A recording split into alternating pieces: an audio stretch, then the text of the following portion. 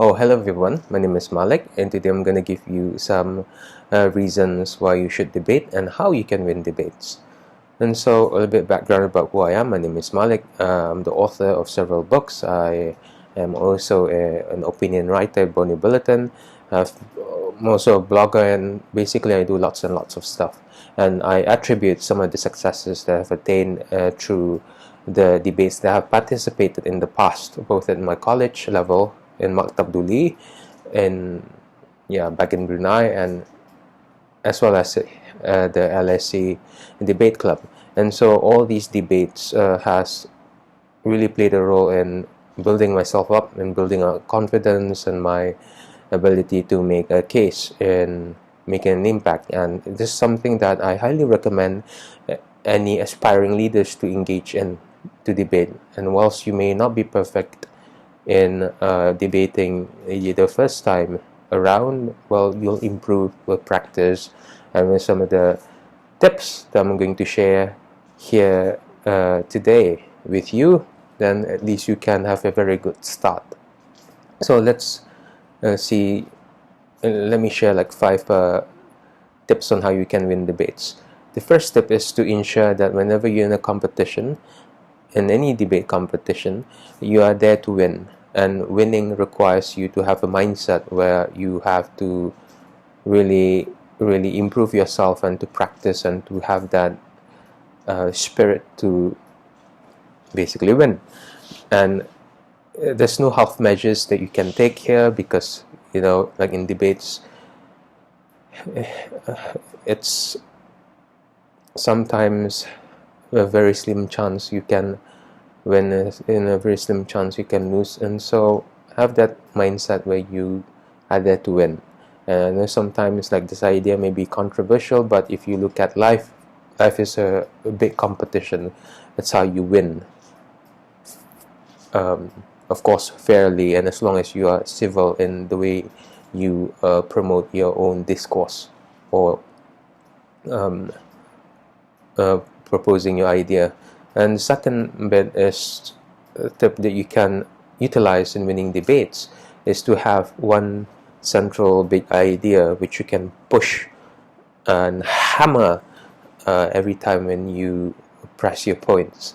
And I know sometimes it can be a secular logic that will be quite annoying for some listeners, but if you look at it, most of your listeners, they don't really want to think much. So at the very least, you have to identify a big idea, and from this big idea or this convincing idea, that you can branch out several sub-points to support that big idea, because you only have a limited time set depending on which debate competition you have. But yes, have one big idea, and if you have this big idea, then you'll win. And the best way to identify this big idea is that it sometimes appear in the first flashes of your thought, like a good case, like some reasons, and then use that, build it up, and then hammer your opponent's argument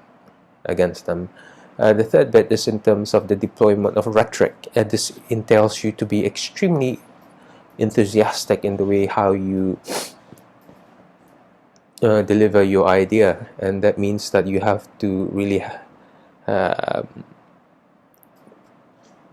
secure a very good intonation so that you can press upon ideas, because if you look at it this way, people are much moved by body language and the way how we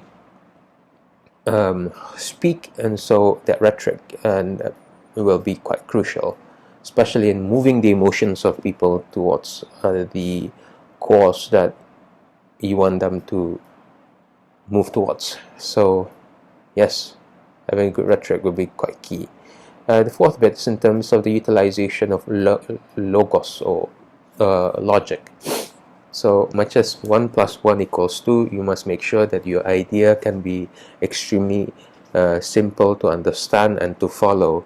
Now, there is a chance that people or your judges may find your argument simplistic, but I think what are some of the common mistakes made by debaters, that they tend to be all over the place with their ideas. Sometimes that becomes uh, convoluting and confusing, and that can hurt your performance if you keep at it. And so and I guess this builds on the first point, which is having a big idea, is to sequence your idea in a logical manner so that people can move with you in your modes of thought. And finally is to be smart in the way how you debate ideas.